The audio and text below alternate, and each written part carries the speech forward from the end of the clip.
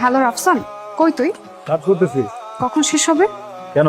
তুই একটা বাইক নিয়ে চলে আয় না। আর কোনোভাবেই সম্ভব না, আমি খুব ইম্পর্টেন্ট কাজে আছি। প্লিজ প্লিজ প্লিজ প্লিজ, খুব দরকার। আজকে দেখতেছি, রাখ। ওকে, থ্যাংক ইউ। সরি দোস্ত, সরি সরি সরি সরি। কটা আসতে বলছিলি? কটা বাজে?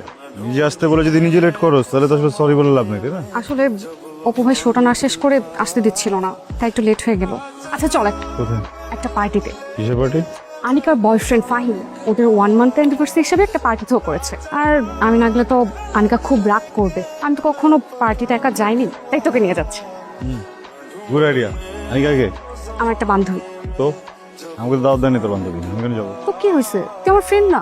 ফ্রেন্ড হিসেবে নিয়ে যাচ্ছিস? বডিগার্ড হিসেবে নিয়ে যাচ্ছিস আমাকে? ওয়াও, তুমি, আমি তো ভেবেছিলাম তুমি আসবে না। Thank you so much for coming.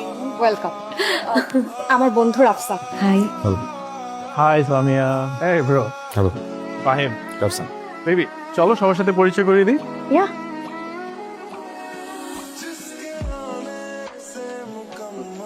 Anika. O my god, এটা কি দরকার ছিল? Happy birthday. Thank you, this is so beautiful.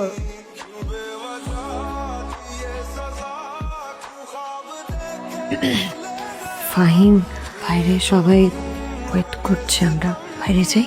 বাইরে ওয়েট করছে তো প্রবলেম কোথায়? This is my house and this is full of privacy. Even the gate is lock. আমার অনেক ভয় লাগছে। কাম অন, ভয় কেন পাচ্ছ?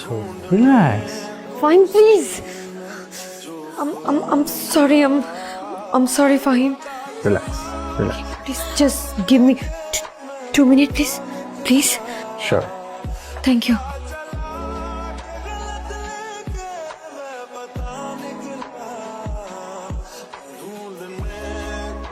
ফাহিম, আনিকা, দরজা খোলো। আনিকা, আনিকা, ঠিক আছো? কি প্রবলেম সামিয়া? কি হচ্ছে? কিছু হচ্ছে না, আনিকার শরীর খারাপ লাগছে। Anika is completely fine. Okay? Anika, come here.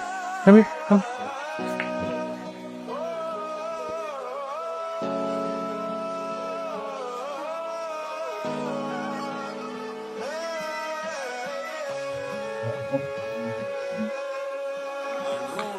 চলো তো।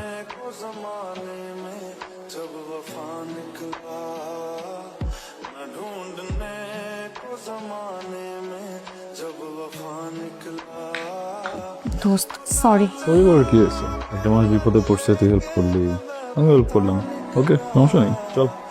তোকে আরেকটু কষ্ট দিব। আবার কি? আমার তো বাসায় ফিরতে হবে, আর তোর তো বাসা না ফিরলেও সমস্যা হবে না। তো বলছি নাকি দোস্ত, প্লিজ তুই আজ রাতটা আনিকার সাথে থেকে যা না। ওর শালান্টি বাড়িতে নেই, মেয়েটাকে এমন অবস্থায় একা রেখে যাওয়াটা একটু রিস্ক হয়ে যায়। আমি বাড়িতে পৌঁছে তোকে কল করছি। লাগবে না, গেটটা তো লাগা, তাহলে যা। গেটটা লাগাই দিয়ে যা।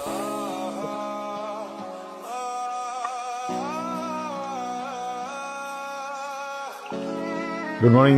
শরীর কেমন এখন? ভালো, তুমি যাওনি? আসলে তোমার বান্ধবীর বাইরে থাকা নিষেধ রাতে, so she had to leave. আমার উপর দায়িত্ব দিয়ে গেল, আমি কি করবো? I had to stay. Please. Shaila aunty, তুমি কোথায় ছিলে? জুমাদের ওখানে গিয়েছিলাম। আসসালামু আলাইকুম। ওয়ালাইকুম আসসালাম। কপালের ভাঁজ দেখে মনে হচ্ছে আমাকে দেখে আপনি খুব চিন্তিত। চিন্তা করার কিছু নেই, আমার নাম রাফসান, আমি একজন জার্নালিস্ট। আমি সামিয়ার ফ্রেন্ড, সামিয়া ওর ফ্রেন্ড। ও গতকাল খুব অসুস্থ হয়ে পড়েছিল, পরে আমি সামিয়া দুজন মিলে ওকে এই বাসায় নিয়ে এসেছি। আমি পুরো রাত এখানেই ছিলাম। আবার কপালে ভাঁজ হয়ে গেছে। টেনশনের কিছু নেই, মানে আমি ড্রয়িং রুমে ছিলাম, উপরে যাইনি। বাসা ও দুজনই সেফ আছে একদম। তুমি অসুস্থ হয়েছিলে, আমাকে ফোন করলেই পারতে। আরে আমি ঠিক আছি, তুমি যাও, ফ্রেশ হয়ে নাও। তোমাকে আমি ফোন করেছিলাম, সত্যি বিজি ছিলাম। রাফসানের নাম্বারটা তোমার কাছে চেয়েছিলাম, দাওনি। তুমি কি আমার উপর কোনো কিছু নিয়ে বিরক্ত? না। তাহলে রাফসানের নাম্বার দাওনি যে? কেন দিব? তোমার পার্টিতে গিয়ে যা হয়েছে তাকে যথেষ্ট ছিল না? আমার ভুল হয়েছে তোমার পার্টিতে যাওয়া, আর সব থেকে বড় ভুল হয়েছে সেখানে রাফসানকে সাথে নিয়ে যাওয়াটা। তুমি এইভাবে কথা বলছো কেন? দেখো অনিকা, এটা আমার অফিস, তো প্লিজ তুমি এখান থেকে চলে যাও। Rafsan, I am officially sorry. Okay, অসুবিধা নেই। না মানে তোমাকে বুঝিয়ে না বললে তো আর তুমি বুঝবে না। বুঝতে হলে তো বলতে হবে, তাই না? বলো। ফাহিমের জন্য সামিয়াও আজকে আমার সাথে মিসবিহেভ করলো। তোমার নাম্বার চেয়েছিলাম আমি ওর কাছে, কিন্তু দেয়নি। উল্টো আমাকে অফিস থেকে বের করে দিয়েছে।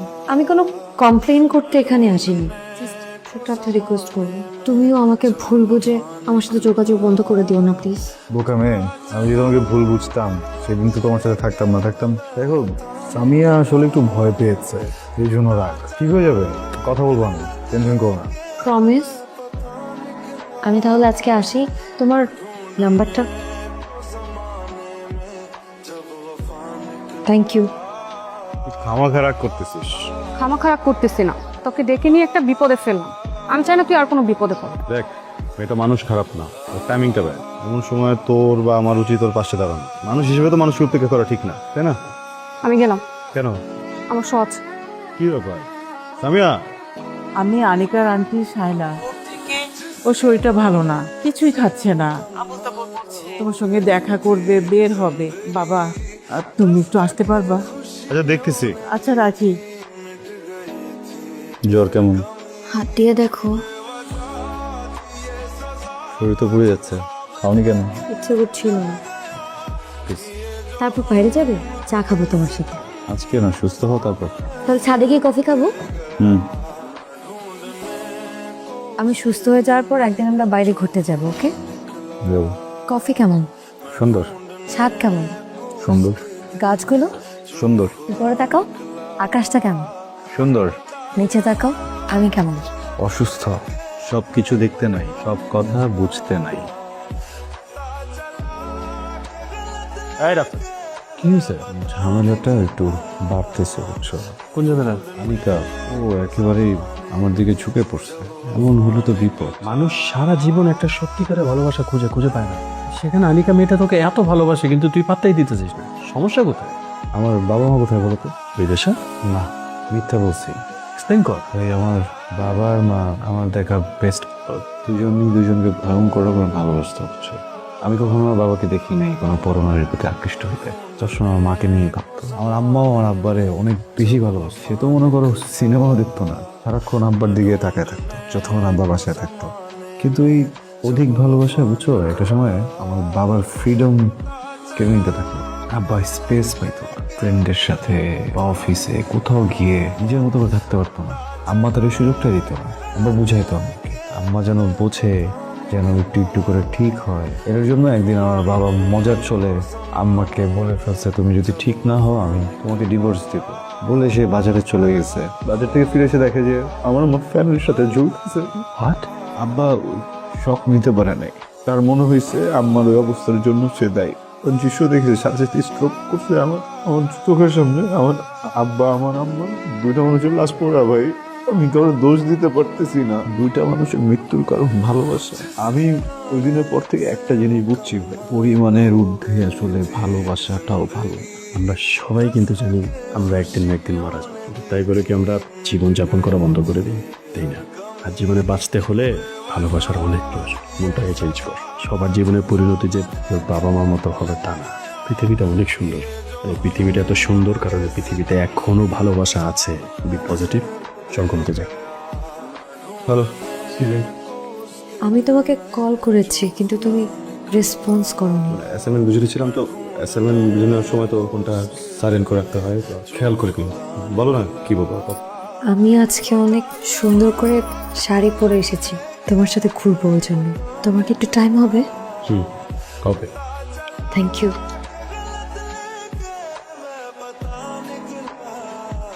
রাফসান, আজকে আমি অনেক হ্যাপি। জিজ্ঞেস করবে না কেন? কেন? আজকে আমি ফাহিমকে অনেক ধোলাই দিয়েছি। হাত দিয়ে? না, ফোন করে এত বকাবকি করেছি, ওরা ভয়ে ফোন কেটে দিয়েছে। কোন রেকর্ডিং আছে? কথা বলেছো, বকা দিয়েছো, রেকর্ড করোনি? আগে এটা নিউজ করে দিত। একটা কথা জিজ্ঞেস করবো, করো। আমাকে তোমার কেমন লাগে? ভীষণ ভালো। রিকোয়েস্ট করি, তুমি আমার প্রেমে পড়ো না প্লিজ। কেন? ভীষণ ভালো লাগার প্রেমে পড়লে একটা সময় সেটা ক্ষয় হতে থাকে। ভীষণ ভালো লাগাটা আর থাকে না। আমি যে জিনিসটার ভয় পেয়েছিলাম সেটাই হলো। আমি কি ভুল কিছু করেছি? রাফসান তো ভালো লাগার মতোই একজন মানুষ। ফাহিমের সাথে প্রেম করে আমার জীবনের সবচেয়ে বড় শিক্ষা হয়েছে, কিন্তু রাফসান আমাকে আনিকা হতে শিখিয়েছে। আমি এখন বুঝি প্রেম আর ভালোবাসার মধ্যে পার্থক্যটা কি। আমি গত 2 দিন থেকে রাফসানকে খুঁজছি। অফিসে নেই, বাসার অ্যাড্রেসটাও আমার কাছে নেই। আমি তোমার কোনো সাহায্য করতে পারছি না আনিকা। রাফসান অন্যরকম। আমি তোমার কাছে কোনো সাহায্য চাইতে আসিনি, তুমি শুধু আমাকে দূরে ঠেলে দিও না। আনিকার চুপছ উইকেটকে বোঝান পাশে দিই কি বলতেছে আনিকার বাস আমি মাসে নাই কথা হচ্ছে তুমি সব পরে বলবো প্লিজ। আসসালামু আলাইকুম। আমি আনিকা। রাফসান আছে? রাফসান তো বাসায় নেই। রাফসান, আমি জানি তুমি ভেতরে আছো, প্লিজ দরজাটা একটু খোলো। আনিকা তুমি চলে যাও প্লিজ। প্রেম আর ভালোবাসা এক না, এটা আমি জানি। হয়তো তোমার সাথে আমার প্রেম হয়নি, কিন্তু ভালোবাসা হয়েছে। প্লিজ তুমি দরজাটা একটু খোলো, আমাকে ভেতরে আসতে দাও। Anika please leave. রাফসান, আমি জানি আমাকে আমি আর সব বলেছে, তুমি কেন এত ভয় পাচ্ছ?